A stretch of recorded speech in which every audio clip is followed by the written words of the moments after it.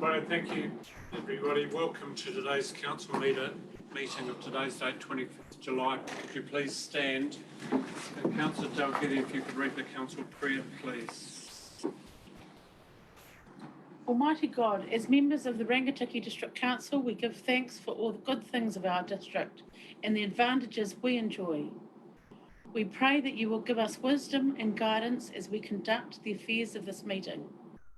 We pray for all the communities and the district we represent.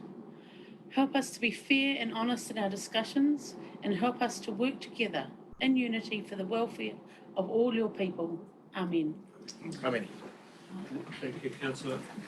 I've received apologies from Councillor Calkin, Councillor Duncan, and apology for lateness, Councillor Morn. Would somebody like to please so move? Move. Councillors Carter and Wilson. Thank you. Those in favour? Aye. Those against? Carried. Thank you. We have no public forum today. I'll move on to reminding you, as always, councillors, around the rules of conflict of interest declarations in terms of confirmation of order of business.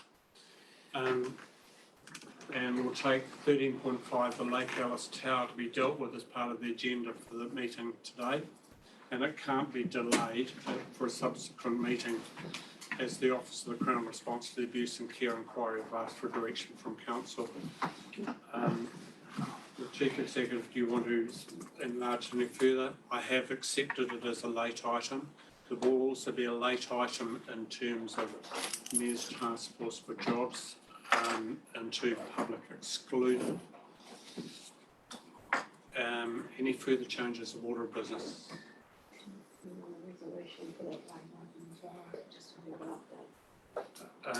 The Lake Alice Tower. No, the Task Force for Jobs. I was going to do so when we got to public excluded resolution, but I can do it now. Would somebody like to move that a late item be recorded for public excluded with regard to Mayor's Task Force for Jobs? Also move. Councillor Dalgety seconding it. Those in favour? Aye. Those against? Carried. Thank you very much. The confirmation of minutes, looking for alterations and corrections, starting on pages 7. So looking for alterations and corrections 7, 8, 9, 10 or 11, 12, 13, 14, 15, 16, 17, 18, 19. Would somebody like to so move that recorded as true and accurate record? Thank you. Councillor Lambert moving. Thank you. Councillor Loudon seconding. Those in favour? Those against? Carried. Move to item number 7, the follow-up actions from previous meetings. Ms Gordon, are you taking us through this? Yes, thank you, Worship. We're just happy to take any questions of any of the items on there. We've got staff online as well as in the room that may be able to answer them. There are numerous questions. I'll try and take them in the order they come in, but it looks as though we've got a clean slate. I'll give you a minute to cast your eyes back over it. And welcome, Councillor Morn. Yeah. I did put in your apology for lateness. So nice to see you here. Thank you.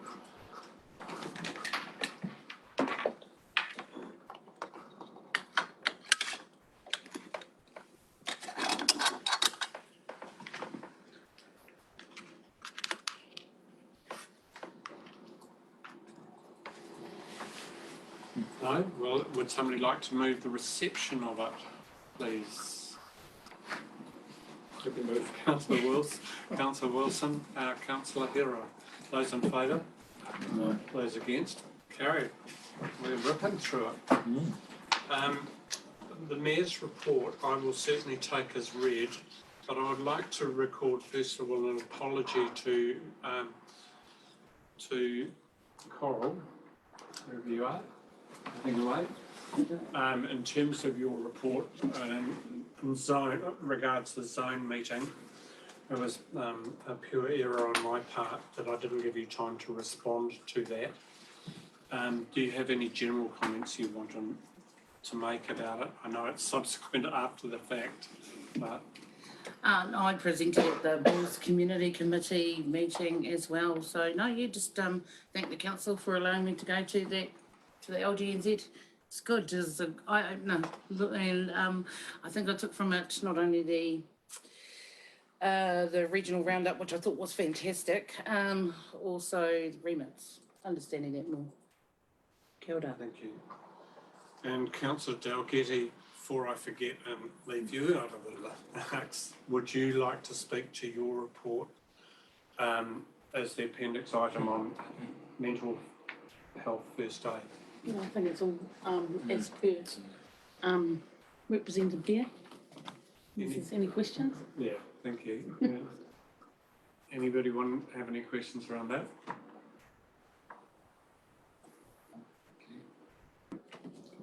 No.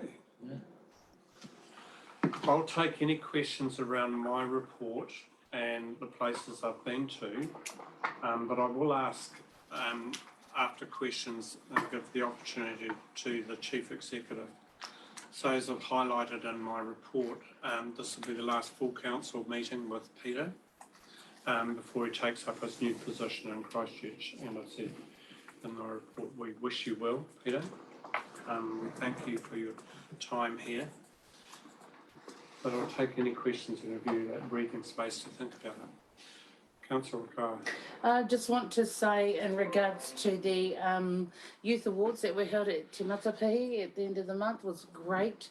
There was a few people that couldn't be there, but the ones that did win and were shown up on the video and gave a response, wonderful. And it was good to see a lot of families there, a lot of people there and being interactive. I thought that was a really, really good night. Kia ora. Thank you. The hall's had some amazing use lately.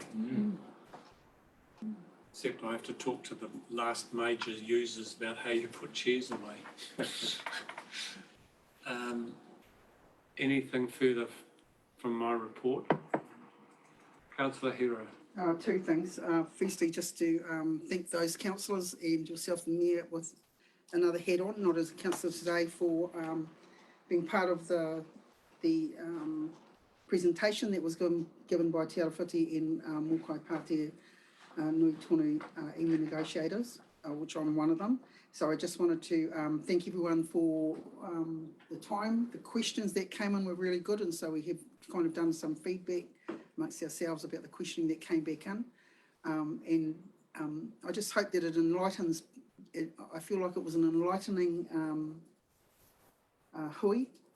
People, it's enlightening. I have to say it's enlightening for me every time that I'm part of that space, and I've been part of that space for a number of years, but specifically around Te Arawhiti, and just to say that we have many. We think things are simple, and they're not. They never are for solutions. So that was one thing. The other thing that I'd like to just mahi to Peter from myself, being given that opportunity from the Mayor, and just to thank you. I've really enjoyed working alongside you, Peter.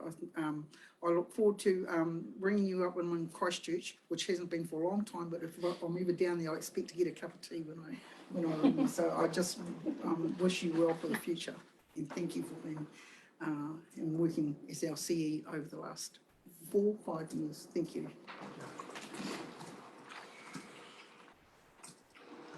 Anything further? Councillors? I'd just like to comment. I was invited to attend a meeting in Palmerston around the reform of the RMA, and there were a handful of other councillors there, or a couple of other councillors there, but essentially it was reasonably technical in nature, and if you didn't have a fairly full awareness of the RMA, but the scope of change that we are looking at within the RMA and the ability to revoke existing consent conditions in the future. So, for instance, if you'd taken out a consent for a wastewater plant and it had been granted to you for 20 to 25 years, first of all, the 25 years in the future probably won't be the standard that you get. But essentially, the regional representative group can set environmental levels that overturns those existing consents. So there's obviously a long, long way to go in this process, but fascinating. No, I am surprised that that our entity E haven't met as governors under Three Waters. Jeez. I think it's a huge mistake, to be honest. However, that is what it is. Take any further questions, otherwise I'll move the report be received. Before I move that be received, Peter, go back to you. Thank you, Your Worship. Yes, I would like to say a few things, and I'm grateful for the opportunity to be able to speak in a public setting in this regard. It's only one opportunity for this in your career, really, and it is a mixture of sadness and excitement for me to move from council.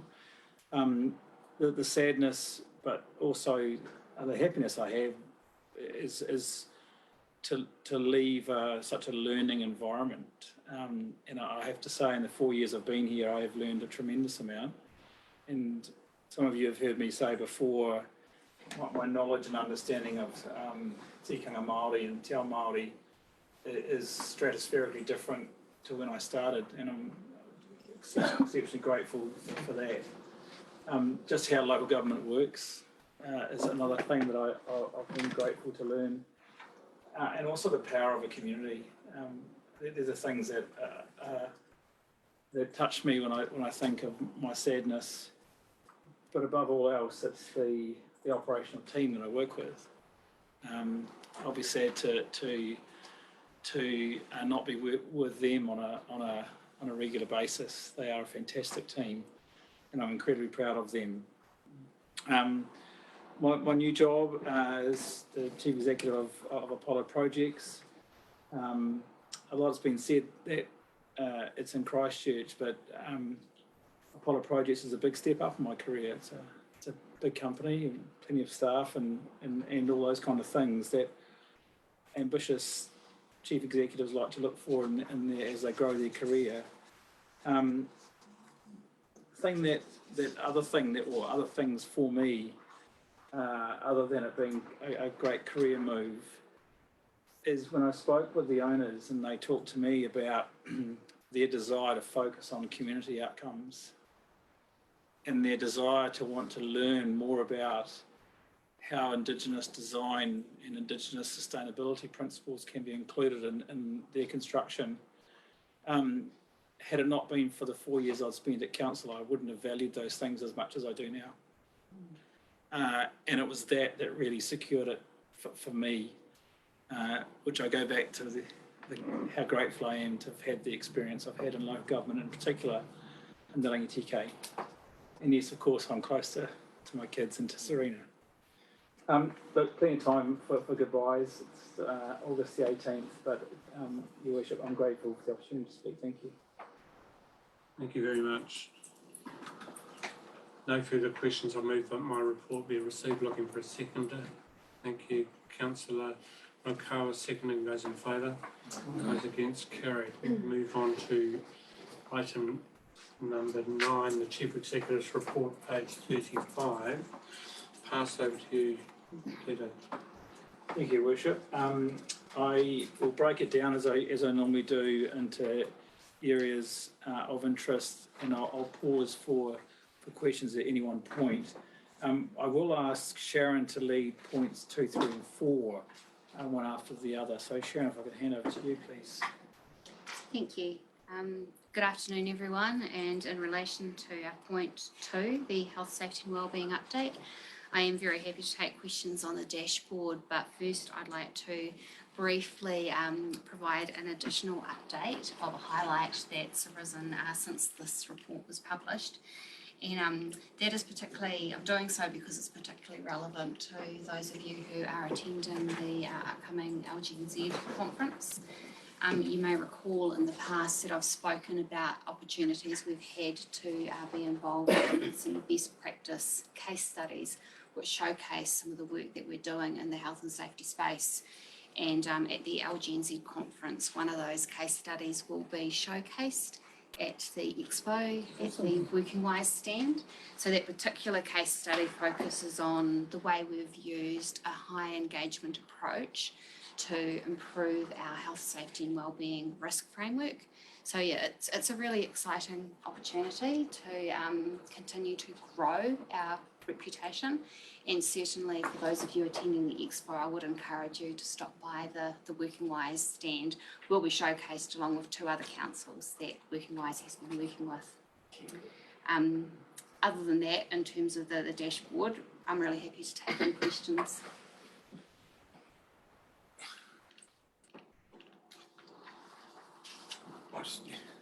Just one, Remember, oh, sorry, yeah, that display, is that for a learning thing or just for the councils to learn from obviously as well, or just It's intended to, as part of the expo, demonstrate some of the work that the company Working Wise has been doing with councils, with a Right. particular focus on the way they've partnered with us, Yeah.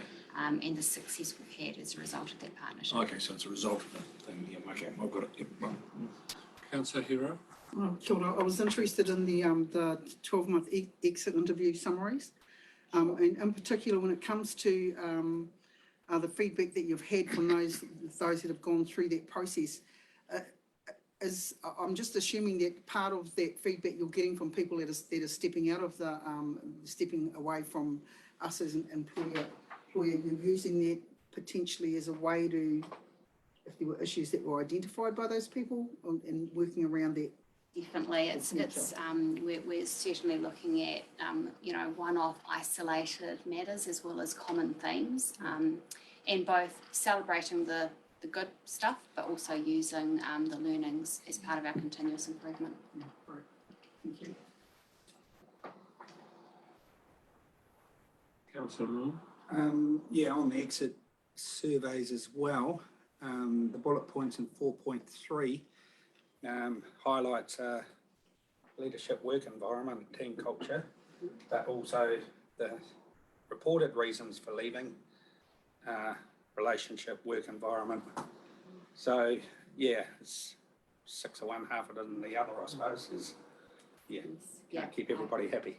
I noted the same thing. We had very similar themes in each category, and I would also note that we are dealing with quite small numbers, but nonetheless there are some trends there.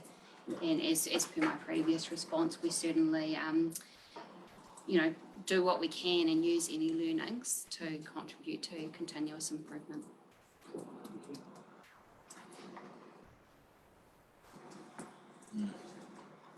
Further, would somebody move that we receive the report, the Chief Executive's report?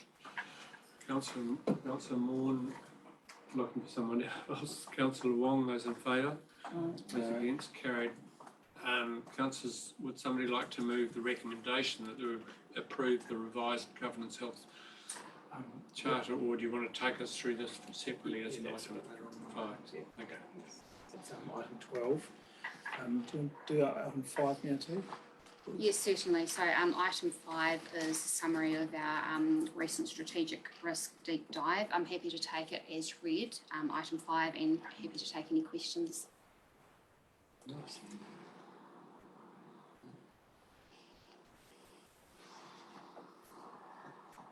Okay. I'll continue to item 6, which was our external submissions. I'll take that as read, Your Worship. Should as I've never known a council meeting this quiet. No? I'm thinking, what's wrong here? That's good. I've got leadership. Just one Thank you. question, on Councillor Loudon. the item 5. Just trying to relate that back to the exit interviews. At what stage do people go through the Leadership, Health, Safety, Wellbeing Charter, for example? At what stage do they get inducted through that process? And how does that relate to timing with people leaving? Yeah, certainly. The Leadership, Health, Safety and Wellbeing Charter is discussed and conveyed to all new staff as part of their first week orientation process. It's also a document that is really front and centre for both our executive leadership team and senior leadership team. In the work we do, we review it on a bi-monthly basis, and it's also displayed on our walls in our offices, so it certainly is a very visible document.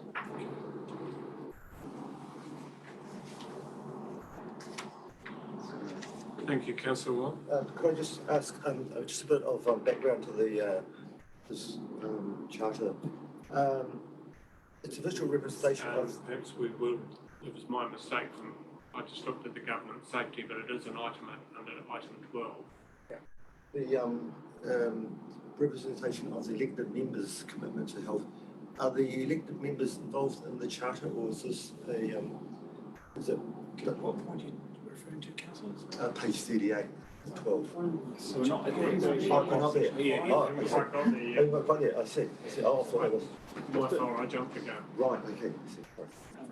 So we're actually on just going to external submissions. If there are no questions on that, section 6, I'll move on to section 7.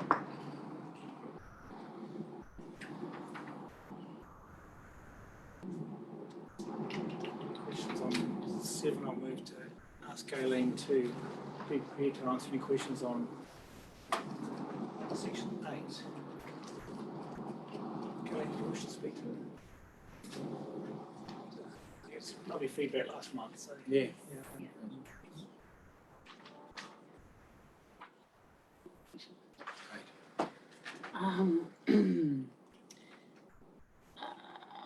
Sorry, just around the emergency management. I'm just trying to think back to my thoughts. But I've written, do we pay for the service? Is this?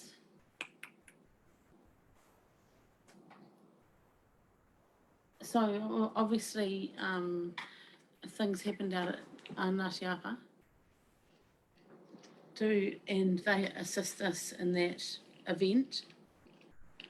Do we pay for that service to them?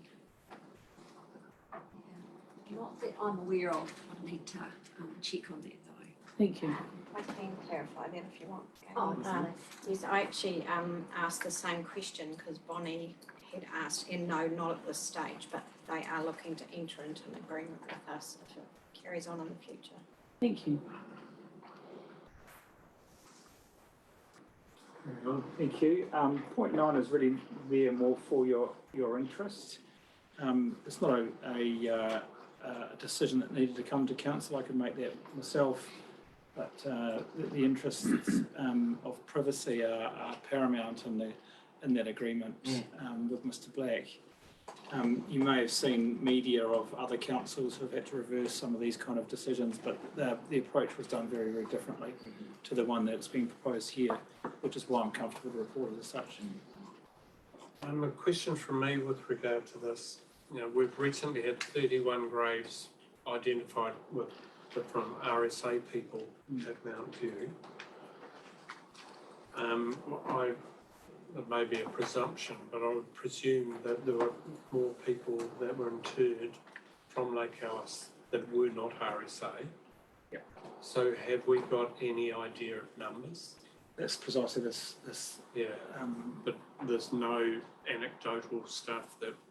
Not that I'm made aware of, no. I'm sure that will come out in the course of the exercise. So when we did ground penetrating studies of that cemetery, did it highlight that there is reason to believe that there could be other large numbers? Oh, I don't know. I'm sorry. Councillor Carter. If, in regard to that, the cost and stuff, should there not be a concern of the Crown, as they were the ones that were responsible for those people at the time? So the consideration we have is that if someone was buried in a pauper's grave, and forgive me if that terminology is not quite what it should be in today's terms, but going back in time, a pauper's grave were given free. If someone was buried in a pauper's grave, then it was largely believed that that person could not have, if that grave was to then have some kind of headstone or marking of some description, then the family of the deceased would be responsible for paying for the grave. And my view on that is a little different. We've researched if there's any bylaw or legislation to that effect, and it's not the case. We can find, hence I gave it the go-ahead. I need some information for you. As I said, You will need to speak up, Councillor Carter, so it carries to the microphone. Have a talk to the CE regarding it, because I may have some information from. Okay. Yes. Yep. Item 10, you may have seen in the media an issue regarding false producer statements being issued. We believe currently the issue to be quite low, but it's still being investigated by Johan's team to see what impact it does have on the people of the Rangitikei, and more importantly, or equally importantly, with council.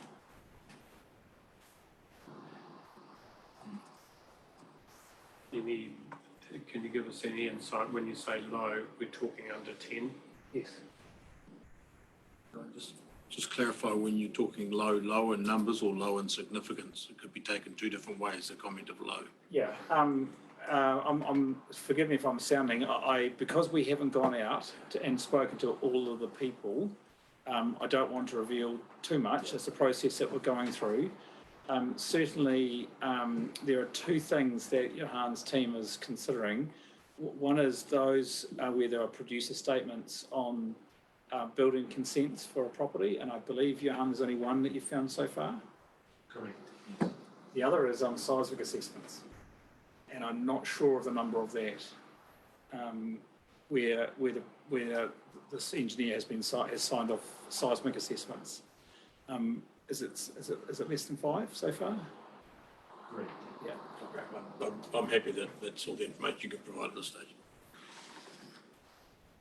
One of the challenges that Johan's team has is the information that's comes through, it isn't easily readable.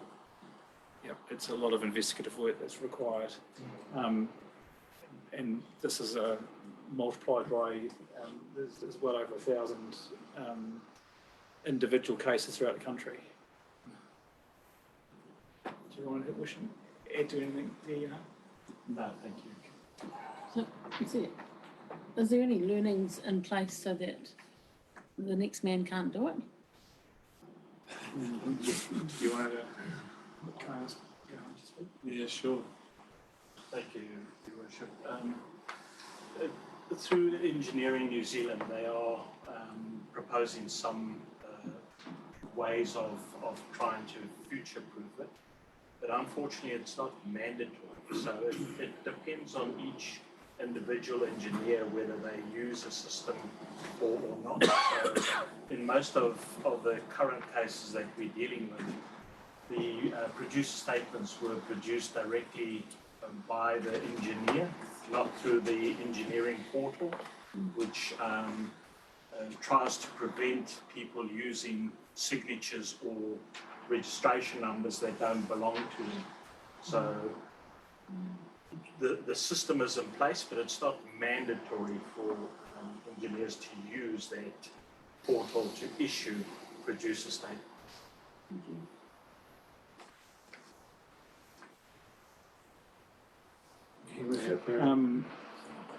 On number 11, an update on the waste contract.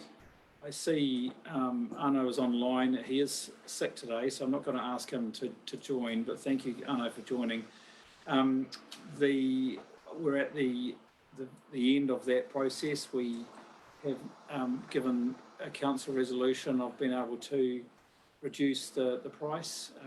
Arno has with some negotiation, and that really is up for me to sign in accordance with the council resolution. Move to 12, which has some questions, I think, Sharon. If I can bring this to Sharon as well. Yeah, sure. Thank you. And I'll refer you to the current Governance, Health, Safety and Wellbeing Charter on the Wall of Chambers that was endorsed and signed in 2021. This represents a review and update of that governance charter with some minor changes to be made. It has been to the Risk and Assurance Committee and received that committee's endorsement with a view to bringing it to this table. But I don't know, there were some questions. I just need the background because I wasn't part of the risk insurance. Was the Risk Insurance Committee involved in reviewing the charter? Yes, correct. And the background to the charter is it's a visible and visual expression of the governance commitment to health, safety and wellbeing through the due diligence obligations that are required. Does that answer your question? Yes, thank you. Any further questions? No. Would somebody like to move the recommendation then that council approves the revised charter? Thank you, Councillor Dalgety, Councillor Hero. Those in favour? Those against, carried. Thank you, Richard. The final item is in section 13, an update on Putorino, the former landfill on Putorino Road. And this one is asking for your approval for us to seek circa $200,000 recovery through the Ministry for the Environment. It's perhaps not necessarily a governance issue, Your Worship, but I thought it was helpful to bring it to your attention given where we're at on the project. And this is a positive. This is an income. It's good. Yeah, potentially. Should it be? However, a question from me in terms of the possible negative, because the report gives a screening of material that still has to be done. Yes. And presumably that screened material still has to be disposed of. Yes. Have we got likely dumping charge which offsets this? So, and I see Mark Barnes is online, who's managing this project, but I'll speak on my understanding is that that process has been paused because once it's screened, it's a weight issue, and we'd rather have it dry than wet in terms of dumping fees. So that will be paused until later on in the year when the moisture can be lifted from it. Those costs and the estimated costs are included within the current budget. So I don't anticipate coming to you for further funding beyond that. It's already in the budget. Yeah, just can you remind me just expected tonnage of that? Mark, because can you hear me? we've already moved it once, haven't we? I'm not sure if Mark is there. Yes, Oh, yep. Did you hear the question, Mark? could you repeat it, please? The Worship asked the expected tonnage of material that will still have to go to Bonnie Glen or somewhere else. Right, okay.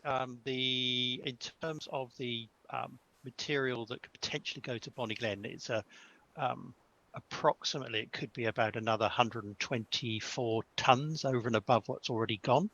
That does sound a lot, but as you can imagine, it's quite dense material that would be going.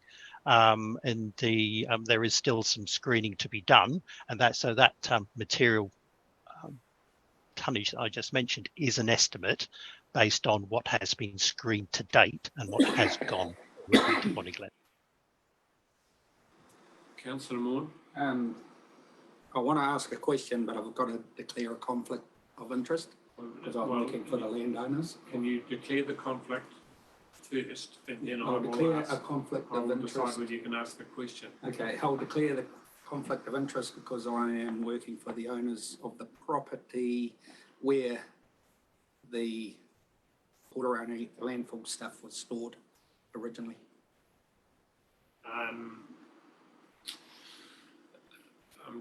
I can't see a pecuniary interest here. No, there's no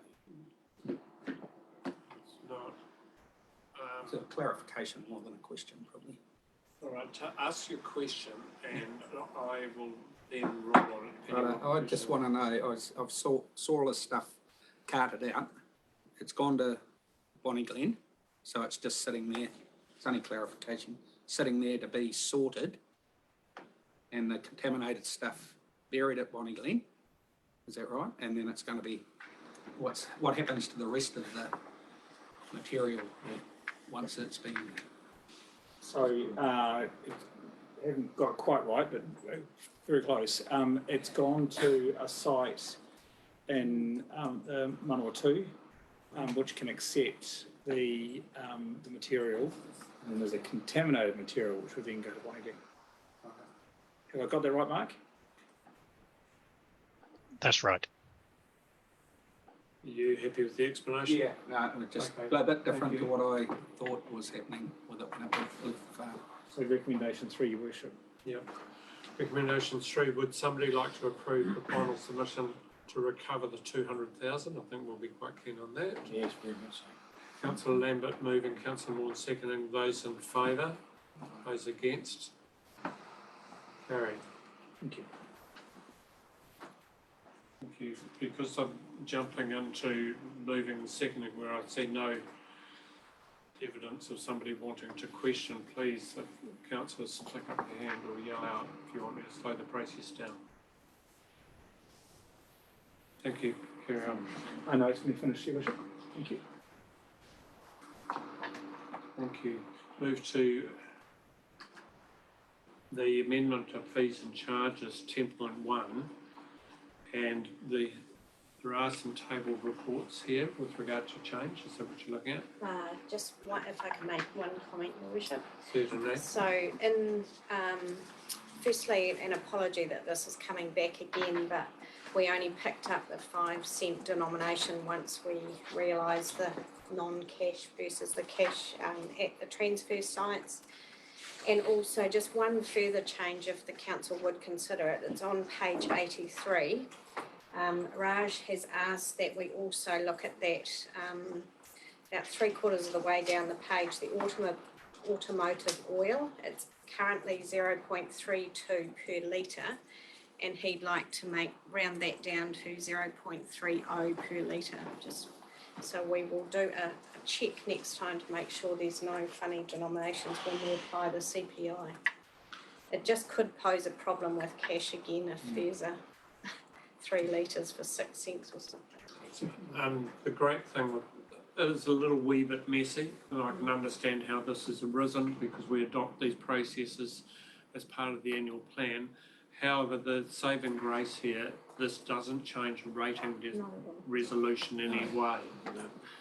But Mr. Toombs, do you want to say anything further? That's fine.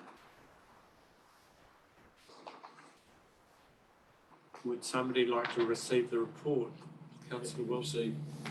Seconded Councillor Wong. Do you wish to speak to it? No, I don't. I'm happy to move to a recommendation. Councillor Carter, question. With the introduction of cameras being put on the bus lane, should those charges be looked at being put in here? We'd have to pass, go to advice in terms of process. Perhaps, Mr. Collis, I'm looking at you.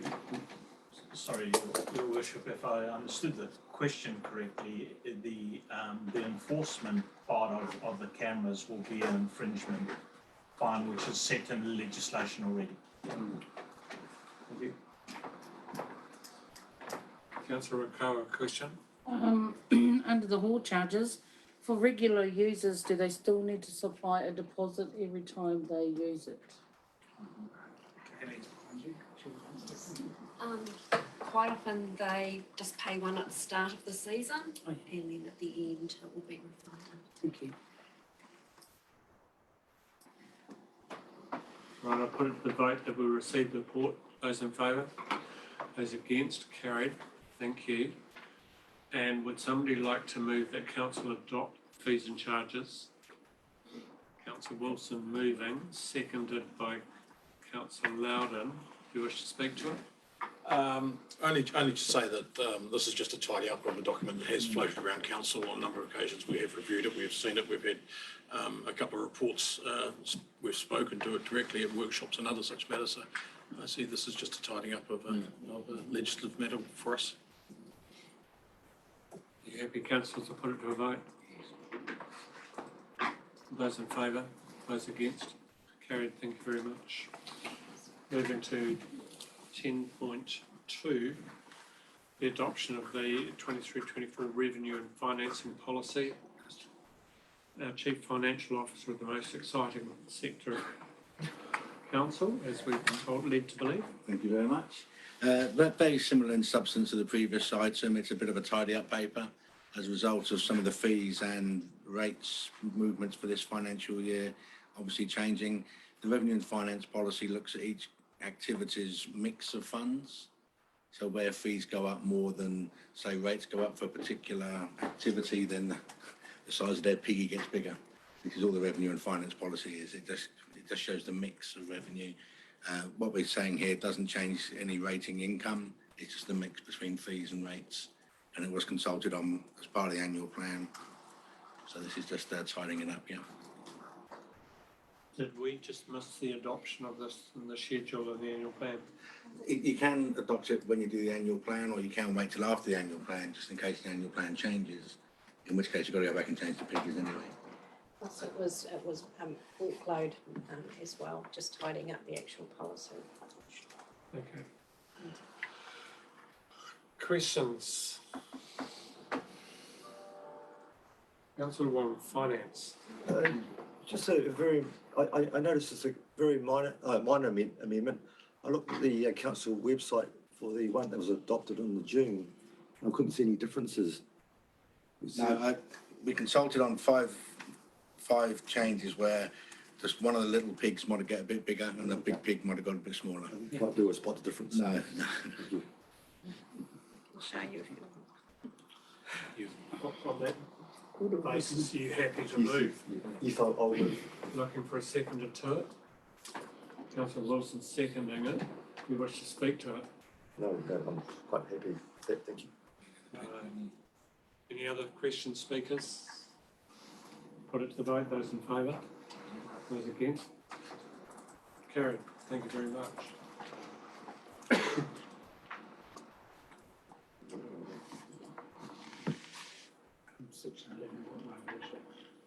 Sorry, what was that? I think we're at section 11.1. Yeah. Yeah. Moving to the annual report, the Alcohol and Regulatory Licensing Authority. Carlos, you wish to take us through this? Thank you, Your Worship.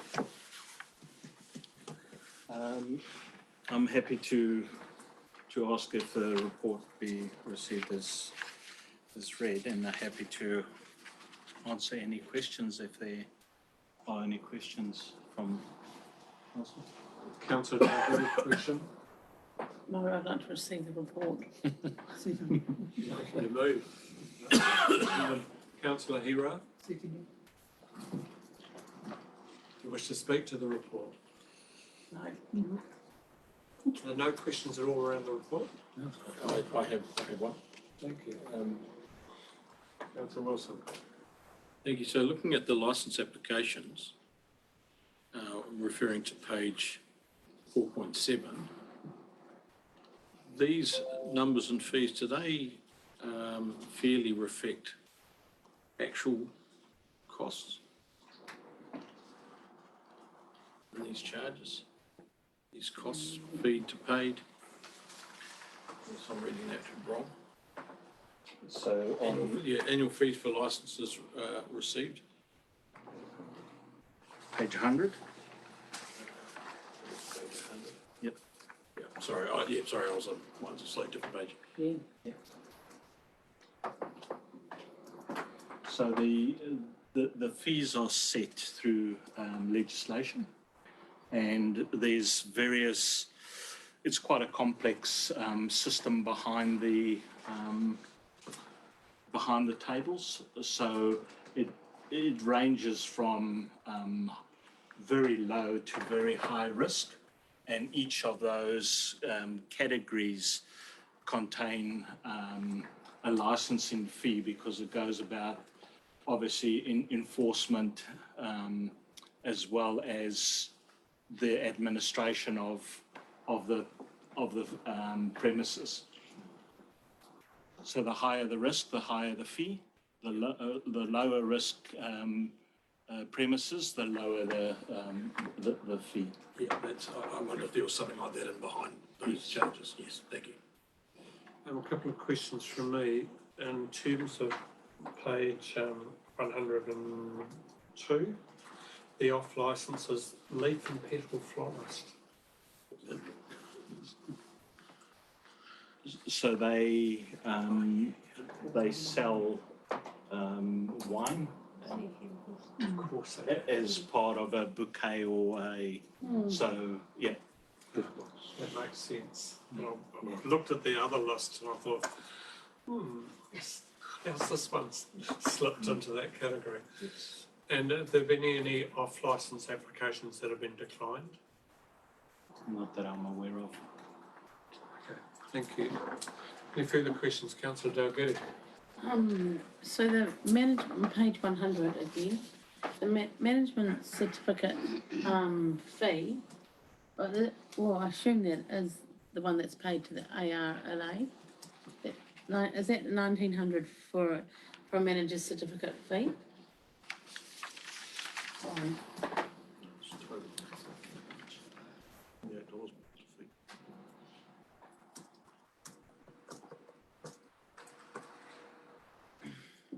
So I'm just trying to pick up where that's the total amount for all the That's 67 premises by paid 28. to ARLA, which is the authority on behalf of the Ministry of Justice, that if there are hearings or so they get a portion of every fee for every license category, including managers' certificates, to fund their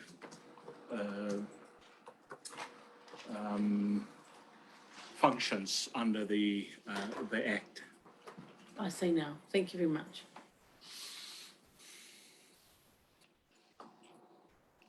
Further from councillors, please. Right, I'll put it to a vote. Those in favour? Those against? Carried. Thank you very much. Moving to 11.2, the Otara Bridge structural component placement. Can somebody just move we receive the report? I imagine there will be a number of questions around this. Councillor Carty moving, Councillor Wong seconding. Those in favour? Those against? Carried. And who's going to take us through this? Yes, it's me. This is simply an update, a response to an action by council, which was please provide the costs so far for and how much has been borne on council. So there's a lot of detail there, more than I would normally provide, but it's all there, and in the last section it says how much of that has been funded by this council and that it is currently within our operational budget. So hopefully that answers the question that was originally raised. Yeah. Sorry. Two questions. On that list, it's got a 3D model bridge. In total, you've got $90,000 spent on a model. Do we get to keep those models? I'm presuming it is a model of the structure. I think, I'll invite Arno. It's not a model that would sit on someone's desk. This is modelling that we do, which is more of an analytical process for engineering rather than the kind of thing we may play with as kids.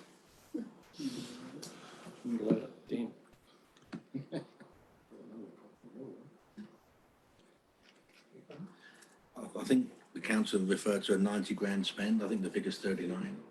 I think there is something. There's 30 on 9 and another 39. Yeah, 39 is the total. 39 is the total of the other two. Yeah. Councillor Wilson, question? No, I'd just like to thank you to the Chief Executive and to the project management team for supplying this at this level of detail. I do realise that it will open up an absolute huge number of questions that we probably don't need to get into, but I think it's what it is gives us an opportunity to understand the scale of the issue that's ahead of us, and the fact that this is an open and transparent public meeting. I think it gives the opportunity for the public to understand the issue and the significance of which we're facing around these sorts of projects and projects like this that will happen from time to time throughout any cause of our own. But so I thank you for the level of detail. There's a number of things in there which we don't need to go into, but thank you for warts and all, if you like, as to where this project's at. I think it's good. Thank you. If I could thank Arno and his team who's provided all this, Your Worship. Thank you, Arno. Councillor Wong, then myself, Councillor. I think I'm the one who originally asked the question about the cost, because the ONIT people were very concerned. And on page 104, the total projected cost that we as RDC have to front up with at $147,000.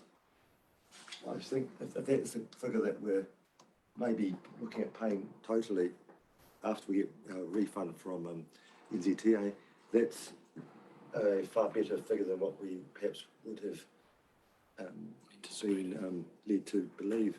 So I think, again, as the Deputy Mayor has said, we thank the project management team and these everybody involved. It seems to be a lot more under control than it seemed to have been at the start. Thank you. Thank you. Please go ahead. Sorry, thank you, Your Worship. I just want to reiterate in point 2.6, these are all indicative, subject to design, subject to further investigation, etc. At least at this stage it's looking good. Thank you. From myself and Councillor Loudon, the question the community keeps asking is, has there been any cause identified as to why it failed? And subsequently, as part of that question, has the earlier strengthening work contributed?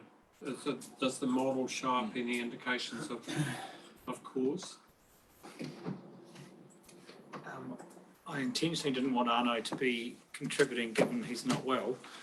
And I'll leave. I say thank you, Arno, if you could answer that question if you're aware of it.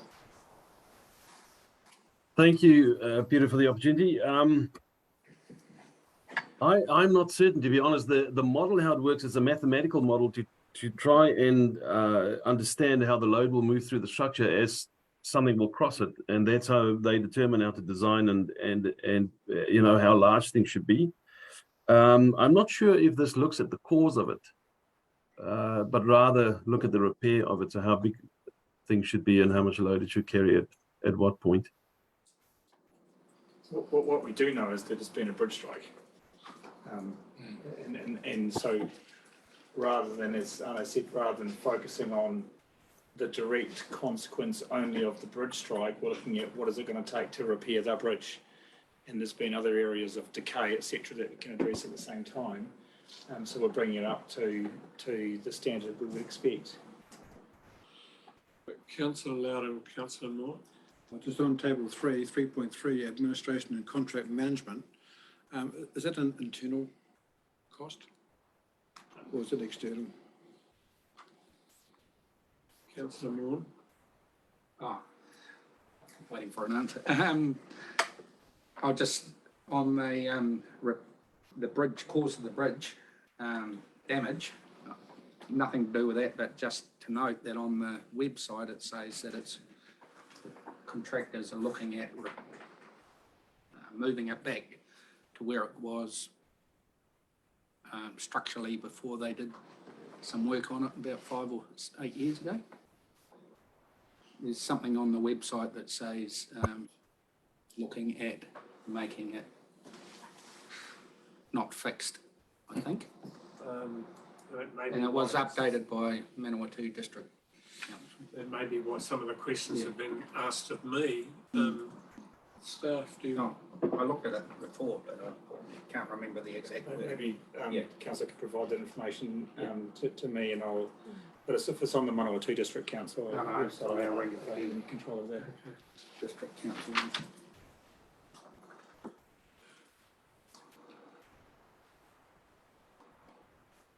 Right, unless there are no further questions or actions or recommendations coming out of this, I'll move on.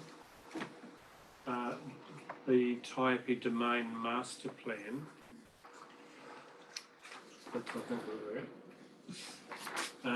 Would somebody first of all like just to receive the report? Councillor Hira moving, seconded Councillor Lambert.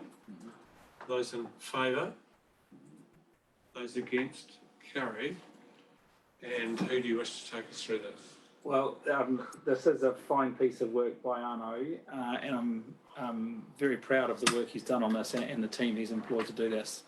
So Arno, I can leave it up to you, or I can summarise. I'm judging by your fitness. Yeah, thank you, Peter. I'm really happy about this piece of work as well. So I'd be happy to take up the opportunity and to just step councillors through it quickly. I had a discussion with the design architects last week, and what they wanted me to contribute to this discussion really is to make sure that you understand how it works. So they spent a lot of time up in Taihape talking to all the user groups and all the affected parties up there to understand how people use the park at different times of the year and how many times they use the park, and then ultimately how people move amongst all those different activities. So when you, excuse me, when you page through the report, you will note that as they talk to the different activities and the different user groups, they will mark on the fields or on the domain how they use the areas. So it'll be different colors for different activities and different lines, either dotted lines or solid lines, as to how people move around. And you can step through all the different activities and see how the park's being used. But then what's interesting is right at the back end of it, I'm just trying to get to that part of the report myself. There we go, right at the back end of it. So it's page 127. They actually overlay all those different colors one above the other. And what he asked me to be sure to convey is the pieces of the domain that are the darkest color, the darkest orange color there, are the bits that are used most often.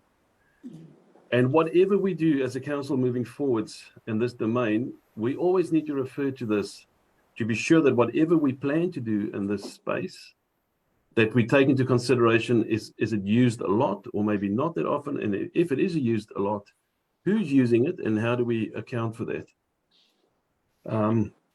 Which I think is a really good tool by itself. Then we move on. Then we move on to the back end of the report. And what you'll see is a spatial plan type report with recommendations at the back end of that of things that we could do, investments we can make. And if you look at these recommendations, some of them will not be that expensive. That will help all the users of the park get more out of that park. So it'll be used in a way that it actually contributes to people's enjoyment when they use the domain.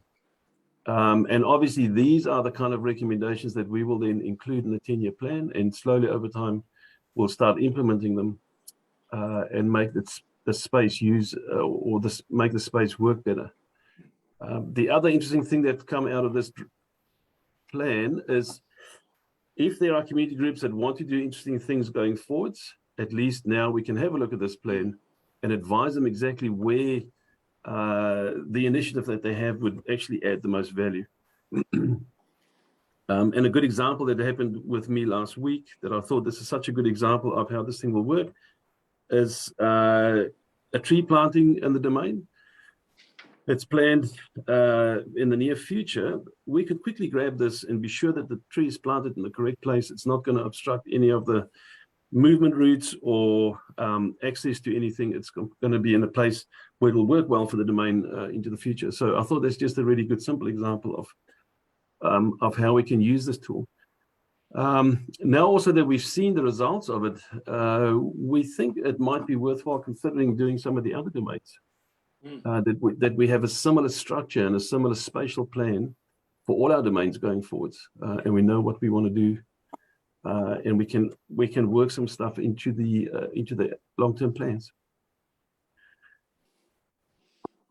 Here we go. If you've got any questions. Councillor Dalgary, question? Thank you, Arno. Love a good picture myself. But so if you're thinking of doing this on the other domains, is that something you could do in-house? No, the skill that comes with this is quite unique. So urban design, yeah, no, we definitely don't have the skill in-house. Councillor Hero? I just wanted to comment, being somebody that was part of this this process, and I think that the process was really good. He was the person that took us through it. This is as far as I'm concerned, the document itself gives a very good look at all of those different people that he interviewed, and gives a fair and a good overview of where everybody's coming from. So I just wanted to thank the team for being able to put it together, and if it was going to be something that we would look at for the rest of some of the other parts within our district, I think I would be supportive of that measure. A question from me. In terms of the conclusions and recommendations, have they been taken back to those user groups? Yes, Your Worship, they have, and all the user groups came back with their comments and changes. They were minor, I'm happy to report, but it has gone back to all those groups. So they're happy, and the recommendation that is suggested to us is an approval in principle rather than a specific, these things need to be done. So Yep. Councillors, any other questions? Councillor Loudon. Not a question, just a comment. And thank you. This report's fantastic, and the way it was done has been very good. I think it needs to highlight the way this person's been able to bring the community into the process without any argy-bargy, and that it's a difficult space to work in as far as council is concerned. So the external provider of this report has done a very good job in that space, and I certainly recommend that we look to other facilities like the Falls Domain and Orson Park. On the basis of that, would you be happy to move the recommendation that we endorse in principle? Yes. Seconding, Councillor Hero. Do you wish to speak further to that? No. Any questions further? Speakers. I just want to reiterate that the process was good. It wasn't a process where everybody all came into one room, and the process allowed for each individual group to give their feedback. And as you will see within the report, which is very clear, they've been able to come back with each of those user groups that use that park from their point of view, what the important things are. So it's just speaking for it. Right, those in favour? Those against? Carried. Thank you very much. Moves us through to the PMO reports, and who will take us through that? Thank you, Adina. Good afternoon. I will take the report as read. The one thing I want to highlight, obviously, is my little update around the Bulls bus lane.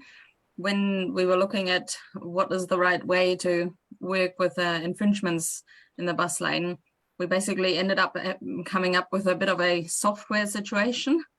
So this might sound familiar to you because there was, I think, a case around a similar but not the same topic in the annual plan process.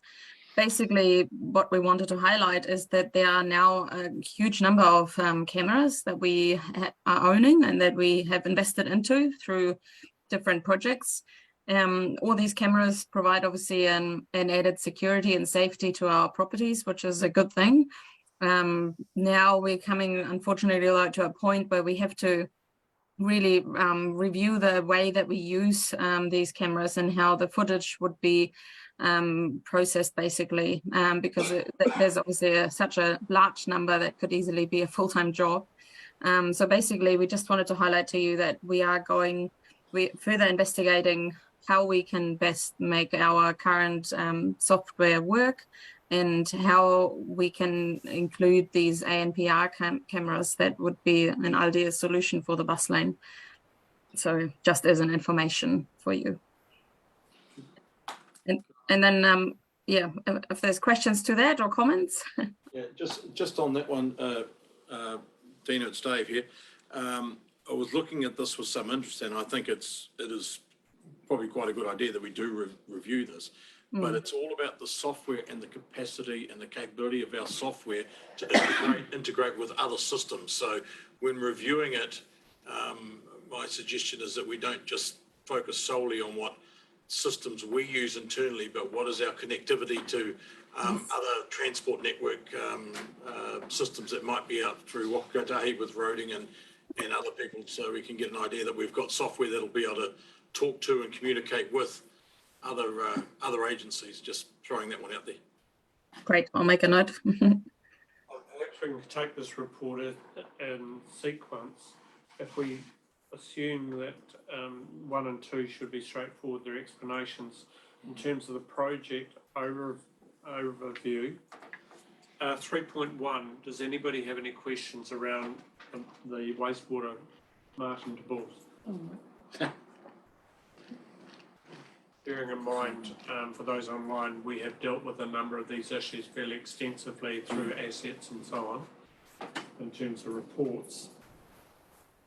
3.2, the Lake Waipu Ratana one. Any questions there? Sorry, Richard, it's not a question, but I just wonder if Adina could just highlight some of the extra engagement that you're looking at doing on this one, particularly with iwi. We are planning to set up another meeting similar to the ones that we have held in the past to update on the progress that we're making. Yeah, we're close to answering that Section 92 request from Horizon. So there was a large number of reports required for that. So we were working through that with our consultant. And there's a lot of progress in the space of getting the civil construction further planned. So not started, but planned at least, so that when we get the consent approved, we can really very quickly move further. And as I put in my report, there will be an update in August that is a bit more of a deep dive, if you want to call it that, and update on what we expect numbers to be. By that time, we are already talking to quite a few civil construction companies to make sure that we are getting the best price for our activities and getting the right person. So yeah, that will be quite an important update in August. By then, we will hopefully have all the numbers that we wanted for that. Thank you. Papakai Pump Station, Taihape. Councillor Dalgety.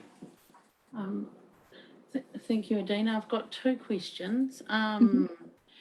Just around the regular meetings, what do you mean by regular, please? And is iwi on board with this project?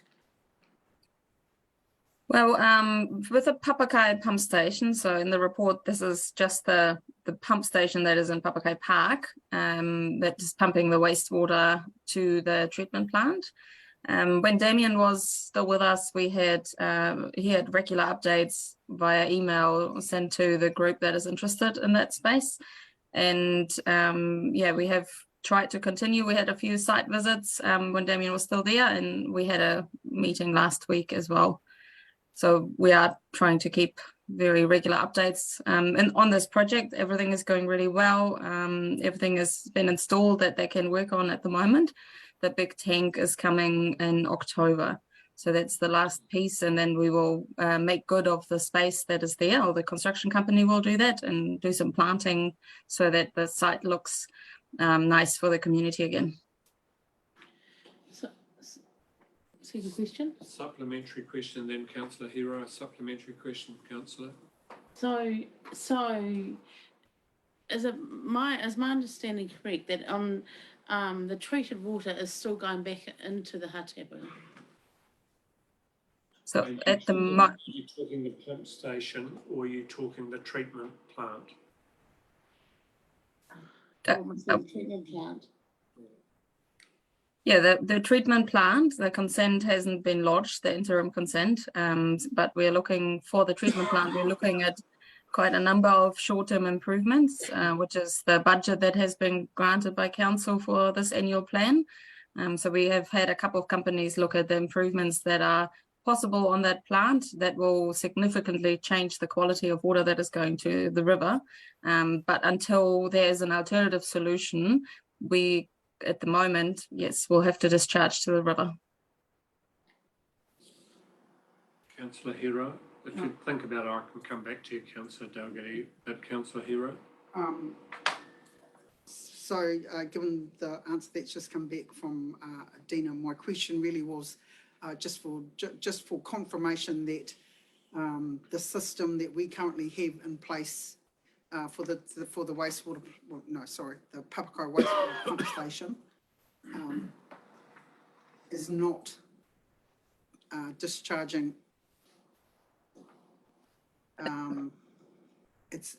Sorry, I'm just going. Maybe effluent. Yeah, effluent. I wonder, councillor, if I could help you on that, where I think your recollection might be sitting. On the issue of the Papakai pump station, in and around that, there was a discharge of effluent into the Hautapu, which council was subsequently prosecuted by Horizons over and breaching our environmental requirements. This project is looking at addressing that very thing, Papakai pump station. And I think there's another question of, well, once that waste is then taken to the Taihape wastewater treatment plant, it's then treated, and the output of that is treated water into the Hautapu. Yeah. And that's in line with our consent. Okay. So is that kind of where you're concerned about? Yes. Well, really, it was. I just wanted to have confirmation that we weren't in a situation of putting effluent back into the river, but we've just Thank you. Councillor Dalgety. So, we're spending 6.35 million here, and is that solution that we're currently looking at acceptable to local iwi? Sorry, I'm just, so given the questions that you have asked, I just want to clarify. So the Papakai pump station, $6 million, that is a new pump station that is currently being constructed and being put in place so that raw sewage won't spill into the river when there's a overflow situation such as flooding. Yeah. So the solution that was made for the $6 million, that is actually one that is, the chances are reduced to nothing. So there was different options in the past, and the option that has been chosen is the most, I guess, cultural sensitive option that was there. So this is like a very high level, making lots of safety mechanisms, a big tank so that the overspill can't happen again. When it comes to the treatment plant, we have got a range of options that we've reviewed that we would like to take back to iwi to just share and see if there's feedback on the improvements that we can do on the treatment plant that will improve the quality of the water, at least for the interim, until an alternative solution has been found for, you're aware of irrigation to land, for example, is an option, obviously, when you stop discharging to the river. But at this point, we're applying for an interim consent, I think about 10 years it will be. And the improvements are to make sure that the quality of water is much better than what it was, than it is right now. Thank you. Does that answer questions? Yeah. Councillor Carter. I think a point of clarification might help. Am I right in saying that the Papakai pump station is actually a stormwater line, and in flooding events, sewage is being introduced into that line? And that's what this pump's all about. I don't think so. No, I think it's a wastewater pump. I'm pretty sure. It's a wastewater pump station. However, the stormwater influences obviously the volume that goes through it. So when there's a flooding event, in some places the stormwater infiltrates into the wastewater line, and therefore it reached capacity. Adina, can I maybe just help there? Sure. Through you, Your Worship, Councillor, the answer to your question is it is a wastewater pump station. But what happened on all wastewater systems, there is stormwater that gets into that system, and that's called inflow and infiltration. So every time it rains, a whole lot of stormwater gets in there. So normally we design pump stations to deal with a 1 in 1 year infiltration event. In this case, we went way above that, and we've designed for a 1 in 100 year event to be sure that even at those very high levels, we still won't get an overflow into the river that is driven by stormwater getting into the wastewater system. But we then have to lift that wastewater and get it to the plant, treat it, and then finally discharge of it into the river once it's treated. And that's how that all fits together. Councillor Wong. Just on the subject of the Taipi, which camera? Wastewater treatment plant. There are a number of updates which your project management team undertake, but they're never updated to council, and I learn about them through the update sessions to iwi. Perhaps we could get an occasional update through council. Is that a are you requesting that any updates that are provided to iwi be provided to council? Is that your recommendation? Just a periodic update to council would be helpful, but I would like guidance on that if any of the staff think. I'm just wondering what we don't get that is part of the project reports. Can I suggest that we could add it as a project to the list, so that right under the Papakai pump station, so I can regularly update it. It's a fairly, I was planning to do this because we have the $2 million that have been committed for this project. So I was quite keen to actually include it in the next run of my project management report. We want to suggest to overwork your team, but occasional updates when you have something to report would be quite good to the council. Yes, I just need to clarify what you're really wanting and when you're wanting it, whether you're talking about reports to council or periodic reports to councillors. Chief Executive, would you like to clarify this? Yes, forgive me for being confused, Councillor. I'm not sure if you're asking for an update to council on a meeting that you've attended, which was a working group on the Taihape wastewater consent, or if you're asking for more information as a project for the capital item that you approved this year within our annual plan, which was some more work on the Taihape waste water station. Yes, the second one. But I only indicate just an update when there's progress. So I think that if I've understood that correctly, and I'm looking at Adina nod, that is something we used to have in the PMO report, an update on the consenting strategy as well. But we can certainly, I've seen Adina agree to including the capital upgrades to the Taihape wastewater station as part of this report. I'm aware that we don't want to swamp the data, the information that we keep asking for.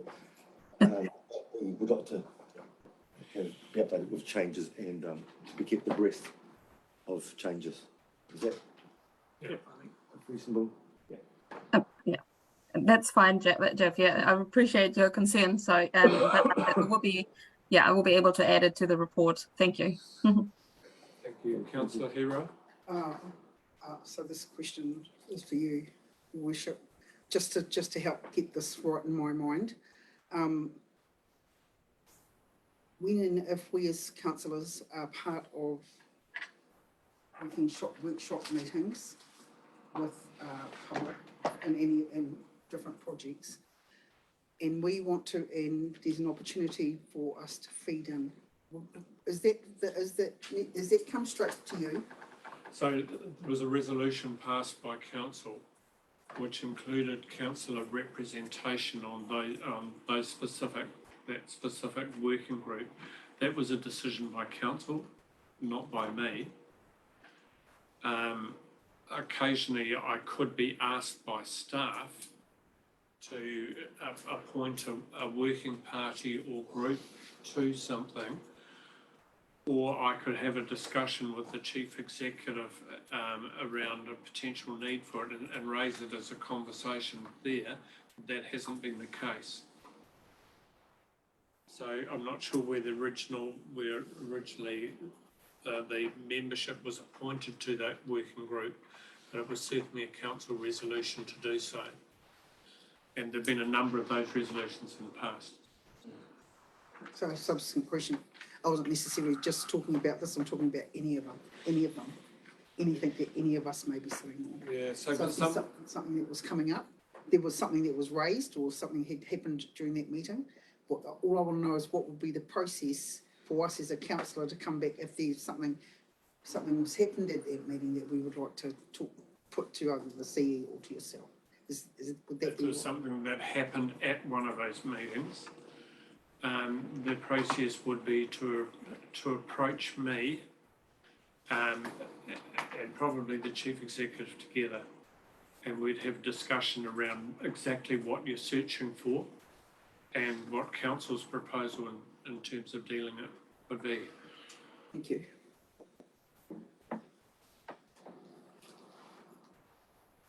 Are you happy with that? Thank you. Anything further? Otherwise I'll move on. I'll move on then to Martin Water Strategy.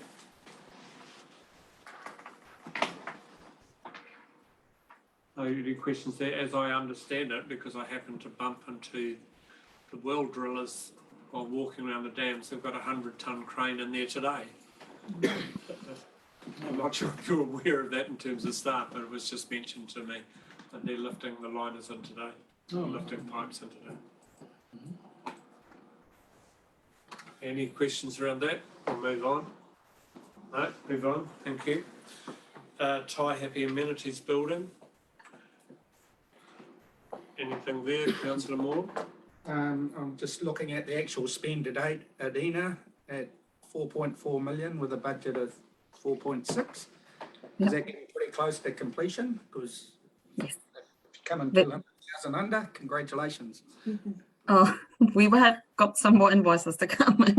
So, yes. Thank you. Pretty close. Yeah, it's good. And for those online, we may as well publicise this while we're there. Adina, do you want to talk about the official opening? Yes, we are planning the opening on the 12th of August, Saturday, which will also be coinciding together with the planting for the new king. And yeah, we're planning at 10 o'clock to start our celebration in Taihape and open to the public. Everyone is welcome. It'd be great to see lots of people there celebrating this completion with us. Thank you. 3.6, the Martin Civic Centre. Councillor Dalgety. Just further to our workshop and the questioning around this, given the benefit of a sleep test, I do have a number of questions, and I wasn't sure where they should be put. Well, you have the right to ask questions at council, full stop. But I may we may redirect you to another process. What's your question? Oh, it's a number of questions I don't actually have around this project. As we were asked at the workshop, you know, what we did, where did the PMO office direction go from there going forward? And yeah, I have some questions. I don't have them in front of me, but I would, yeah. I just wonder if it's better being directed to assets. Opinion, Chief Executive? Yes, I think we've taken direction from that meeting with some actions. If you feel those actions are wrong, then perhaps it'd come to you first. Yeah, first of all, the workshop can't give direction, formal recommendations. It can give some direction to staff to areas that need work or should be investigated. So we've started that work, Your Worship, and I'm just asking if the council's comments are different to that and we should stop our work, because it's kind of what I'm trying to establish here, which is best come through you. Yeah, perhaps ask the questions. Is it more specific questions? Should I just send them out to both Mayor and the CE? That would probably be Okay. a great step. Yeah. Awesome, thank you. Taihape Town Hall Civic Centre, I understand there'll be a workshop with the community. Who's going to talk about that? Is it you, Dana? Yes, we are planning to do a workshop later in August, which is going to be a public workshop, which also will be followed by a staff workshop around requirements. The idea of it is to really be able to define clearly the scope of the project. Following the workshop, there will be some prioritization, and we will write the work plan based on feedback received on what are the sort of must-dos and must-haves of the work that we're doing to the building. We're already also talking to some companies around that are experts in strengthening areas, and got some feedback from them around the complexity of this building and how it might, you know, how difficult or how easy it might be to strengthen it. But yeah, I think the workshop is really crucial to make sure that, like in the annual plan, there was a lot of feedback from users that were keen to make sure that they're part of the process, and this is going to be the start of that process. Councillor Loudon? Can I just make a comment regarding the Taihape Town Hall and community engagement? We saw in the Taihape Domain investigation how the process was to talk to individual users separately and get feedback from them and then meld that information together. Would that not be a good process to use for the Taihape Town Hall? I just get the feeling that if you get all these people in the room together, it's going to get a bit... Sorry, Adina, go to you. Yeah, well, just, okay, I'll elaborate a little bit more than on the workshop. The workshop will be facilitated. It's something called a right track workshop, where we're using basically the methodology that has been tried and tested for other bigger projects, where the idea is that you get the right people in the room that come up with basically defining problems and defining what are the most important parts of the building and what is the most important to keep onto the community. So I think, yes, if we think that the workshop doesn't work out as well as we were hoping, then I'm happy to go to individual consultation as well. But I think this workshop is quite a really good idea from my point of view, how to start it. Mm. We've got a number of people that responded to the annual plan submissions with specific questions around that we can target.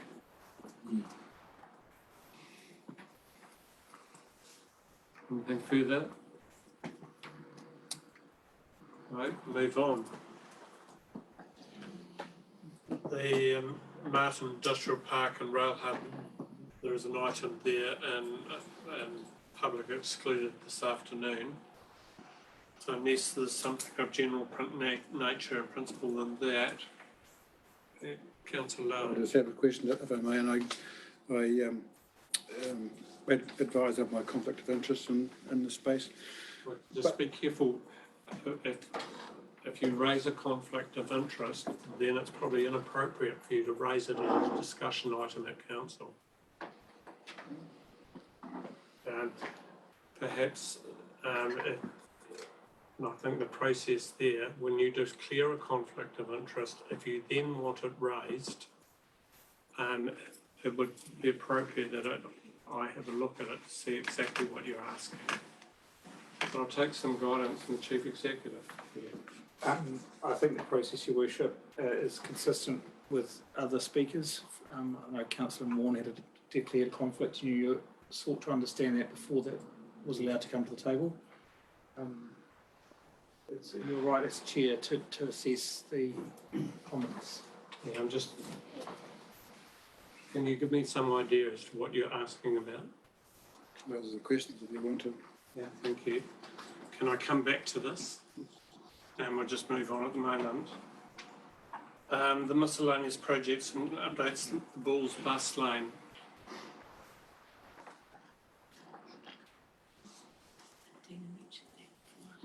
Sorry? First item. Yeah. Anything further there? No. Now we'll move on to as part of that, to the CCTV scope and range, if you like. I think so, Your Worship, if I may just butt in there. So Adina has prepared the section 4 regarding some of the challenges we have with the scope and number across the district of CCTV cameras. We're going to need to do an analysis on how we actually deal with that. Bearing in mind it was a conscious decision, although we didn't relate it to this during annual plan deliberations, but we actually chose not to go ahead with certain software. So we're going to do some work which is specified in section 4.1.6, just to really understand how we can get all this collated together, etc., to have an enforceable option for Bulls bus lane. Thank you.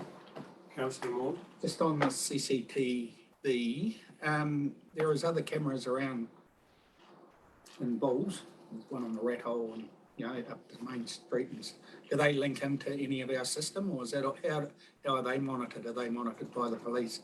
I'm going to say I don't know, and I wonder how much of this conversation should be in public excluded. But I genuinely don't know the answer. Thank you. Further around this? Councillor Dugby. I'd just like to encourage what we're trying to do here in terms of fit in with other existing infrastructure. Recently, the cameras in Hunterville and the cameras in Taipi were used to find a missing person who had committed suicide. So, it's a great service that we can offer being on the state highway. It's not even on. We do have them in Hunterville, but they're not mentioned there, so I don't know how that works, but yeah. Just point of clarification, why would talking about cameras need to be in public excluded? So talking about cameras, this is an open forum conversation.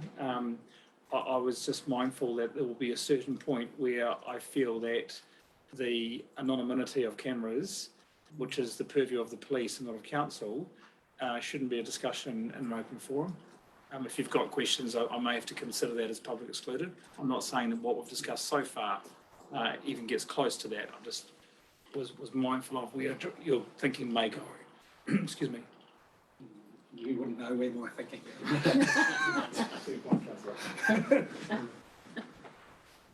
I don't know sometimes. You might not want to know, Rick. Anything further on this in terms of councillors? No. Okay, I'm prepared to make a ruling on the questions in terms, because you raise some issues around costs and you refer directly to the appeal in the Environment Court in these questions, I'll take that through to public excluded, bearing in mind there is a public excluded paper this afternoon about these sorts of issues. So I will deal with it there and not at this meeting. Anything further that, could somebody move that the project manager's office report be received? Thank you, Councillor Wong. Councillor Okawa seconding. Those in favour? Those against? Carried. Thank you very much. I think that moves anything further from you there. It moves us through to the receiving of the minutes. I'm hoping that we receive these as a block. Move as a block. Second. Second and moved. Those in favour? Aye. Those against? Carried. Thank you. Would somebody like to move that we go into public excluded with regard to, can you scroll back a second please, Kezia? With regard to the valuation services, Rail Hub, Lake Ellis Tower, for the reasons given, and include into that the Mayor's Task Force for Jobs report. Are you wishing to move, Councillor Carter? Seconded, Councillor Hero. Those in favour? Those against? Carried. Thank you.